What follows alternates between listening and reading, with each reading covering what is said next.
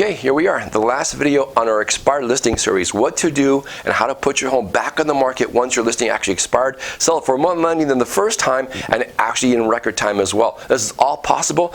If you just found my YouTube channel here simply by coincidence or just by typing some keywords, I recommend you go to my YouTube channel. Right there's my name, Bruno Versace Realtor. You type that into the actual YouTube bar, I'll take you to my channel, and you'll see the other 5 previous videos we did in this whole series about expired listings. Each video is only 10 to 15 minutes long, but in about an hour you'll get a really good grip on how to put your home back in the market, especially if it expired the first time, get more money and sell it at record time. In fact, just really quick review, this is how the actual thumbnails look like. The first one was simply about your home expired. What happened, how it happened, why it happened, what to do about it. We talked all about that in that video. Then we went into the second video about getting a new price point. Remember, your home was on the market for at least 90 days, maybe more, and a lot of things happen in a city or even a neighborhood. Prices could go up or down. We decided to have your realtor look into that. Once we found out a new price point, then we went into the next video was simply about inspections. Maybe the first time your home just didn't have enough curb appeal. Maybe buyers just got turned off a bit because of all the things that had to be fixed. So in that video, we actually talked about how to get everything fixed, give it more curb appeal, and putting you in a better position, because when the report comes back from their inspection, there'll be very little, if anything, to negotiate. After that video, we went over to staging. We talked about, do we use touch-up paint or we paint the whole thing over again? Do we use your furniture, get a professional stager? Once we make it look all nice and pretty, it was ready for its pictures. We decided to take pictures of the home and make your home look like $1 million. Now this is where I left off in the last video, right here with the same picture saying you can have the prettiest house on the block, but if nobody knows about it, it's not going to sell. Which brings us to this video right here, marketing, how to put together not only an aggressive marketing package, but to have a plan. You know what I noticed? Nobody panics when things go according to plan, even if the plan is horrifying. If tomorrow I tell the press that like a gangbanger will get shot, or a truckload of soldiers will be blowing up, nobody panics, because it's all part of the plan. Now, I too have a plan. It may not be as creepy as the guy we just saw, but it will have people throwing fun coupons at your house. Hey fellas, look what I found in my pocket. Look, a year's salary right here. You know what I call them? Fun coupons. See that? A fun coupon. Now, I'd like to show you this aggressive marketing plan with a great example of a home that just sold in November. Let's go with the computer and I'll show it to you. Okay, so this is the best example that I have about what happens when you put together an aggressive marketing package with a plan. You're going to get aggressive offers, okay? And 4764 pound medium court was my listing at the time. We put this on the market on the 1st of November. Now, a lot of sellers don't like putting their home on the market during the holidays because they feel they're going to get top dollar. That's not true. In fact, we put this on the first, you gotta remember, this is around the 1st of November. I think that's when it was daylight savings time, and it was getting kind of, dark really quick, and then you got, it gets cold faster. You got Thanksgiving around the corner, you got Christmas around the corner, you got the holidays. So I can see the concern there. But if you market it, like I said, with a plan and aggressively, the buyers will come. So regardless of how nice the house is, the first thing we had to do, we had to price it very competitively. So we put it on the market for $705,000, even though we had the goal of $725,000. And I'll show you how that worked out in just a second. So it was on the market for just 7 days. DOM stands for days on market. And on the 8th day, it went pending, because during that time, we got 4 offers.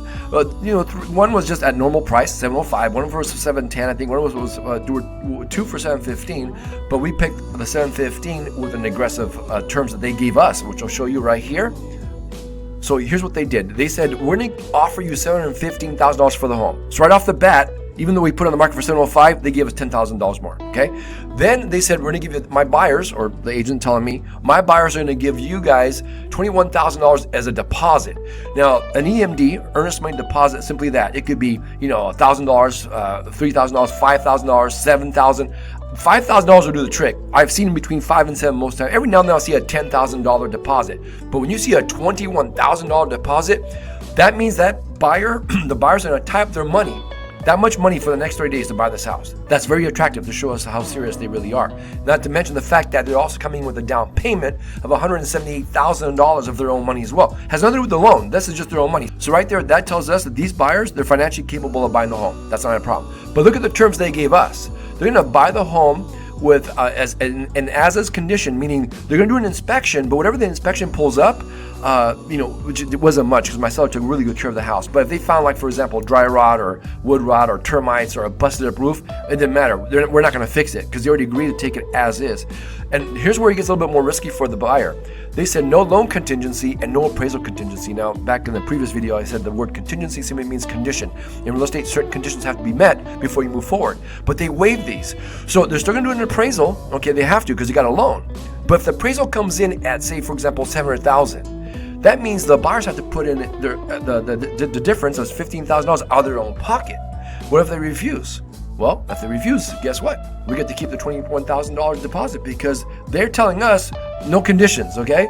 And even with no loan condition, I mean, the loan, sometimes if they actually had a loan contingency, they can change their mind and still get their money back. But when they put no loan contingency, what they're basically saying is we're risking everything. We want this house so bad, we're risking everything. So how do we get $720,000 for it, even though they only offers us $715,000? Well, I'm going to show you the best kept secret in real estate on how to get more money from a buyer. And here it is. I simply asked. That was that simple. This is what's called a seller counter offer. So once I saw the terms and what they're doing, and the buyer's agent is a pretty smart guy too. He did his research. I know he knows the house is worth at least $720,000, $725,000, and I'll show you why in a second. And I said, you know what? I'm just asking for more money. So I said, you know what? We like your offer, but we're going to counter you, and because my seller was actually expecting $725,000, but we'll let you have it at $720,000. And once I made the phone calls, you know what? Send me the counter offer. I don't think my buyers will have a problem signing. And sure enough, they didn't. I just simply said, we want more money. And I said, after you sign, we want the deposit in escrow within 24 hours, just put a little bit of fire under their butt. And of course, all the other terms remain the same. So why I knew that was feasible is because of this. When I did my research, this is a platform we use to pull comparables. It gives us more specific information about any given area and any given neighborhood. Look at this home here, 4710 Broomtail Court in Antioch. This is just around the corner from my listing. 5 bedrooms, 3 baths, 2,512 square feet. It was built in 1997. Here's my client's home, 4764 Palomino Court, 5 bedrooms, 3 baths, 2,512 square feet, exactly same square footage, and it even has the exact same floor plan. But look at the house. Look at these pictures of Broomtail, and look, it's sold. It's sold for $725,000. That's the whole point. And what do you get for $725,000? This beautiful home. This home, they staged this, and I read the description. They have new floors, new paint, new countertops, new lighting, new dual pane windows, new cabinetry, new appliances. This home is beautiful. Look at this. And even with this said, look at the days on market. DOM, 28 days. Well, that's because they put this in August, in the middle of August. This real estate is somewhat seasonal, and that's a little slower, but nonetheless, they put on the you can see the market price, $678,000 and $999. Okay, whatever, $679,000, which is, by the way, a great price. That should have been gone probably in a week. But it's hung around for 28 days, and they probably actually countered some offers because that's what they got for it, $725,000. So because this home, and like I said, the other buyer's agent has the same tools I have, he probably knew, okay, they're probably going to give us a counter at $720,000, and I think it's fair. So because of that, that's how we actually got more money for the home. Now, what's this aggressive marketing plan that I used? Let me show you that. This is it, my aggressive marketing package with a plan, what I do differently. And that's why this is blocked out, okay? So here's the thing, I know other agents are probably looking at my YouTube channel like I look at theirs. We learn off each other. We're all friends here. There's room for everybody, which is great. But there are certain things that are trade secrets. I've been in this for 10 years now, and I've learned a lot. And for this particular home, in this particular time, in this particular area, with the condition, I did all the research. And there are certain things here that I've actually used, which I knew would work for this particular property. Sometimes I would choose other things for other properties. So it's just a matter of me knowing the research and knowing what's going to work best for this home. That's why I'm not going to show you all that stuff. But this is what most agents will do. Okay, we all start off with taking pictures. Well, as you saw in the previous video, not all agents take professional pictures, but the good agents and myself, we do that. Everybody puts out a for sale sign. Everybody puts on the MLS. Everybody puts out, does an open house. But everything here that I blocked out, this is actually part of a seller's package that I actually put it together when I have a client who's considering selling their home to show them what I do differently, and that's why it's all blocked out. But they'll get the idea and they'll say, wow, I see what you do, and that's how I get hired. So this is the package that works. I just showed you. It works very, very well. Pretty much under any conditions, you just have to know the research, you have to know how to put it together and how to actually have the experience to actually get the aggressive package out there to bring in the aggressive buyer's offer. So hope you guys learned something. Let me get back in front of the camera. One sec. Okay, this is going to conclude our series on expired listings. Now, I try to make these once a week. Today's Friday, okay? Remember, today's Forget About It Friday, okay? So I put it together a little late, as usual, but it's out here. But this is the last video in this series. So I made 6 videos about how to actually put an expired listing back together once it failed the first time, it expired. You can actually put it back in the market, get more money for it, and also sell it really quickly if you follow all the advice I gave you.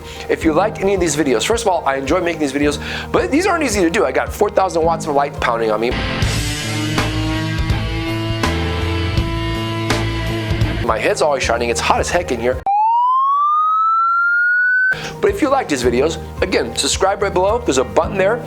Like it, share it, comment, and if you want, there's a link below as well in the description. I put the whole series together in a little PDF format, so you don't have to watch all the videos. You can just, I think it's like 10 pages. I'm trying to put a book together. It's not quite ready yet, but clicking that link will be great. I don't know what the next series is going to be, but again, I try to keep it fun. I try to keep it funny. At least I think I'm funny, because I try to keep you guys engaged, okay? Engaged. I've lost contact, sir. What? And hopefully you enjoy those too the next time around. So thanks for watching. Again, subscribe. Have a great day.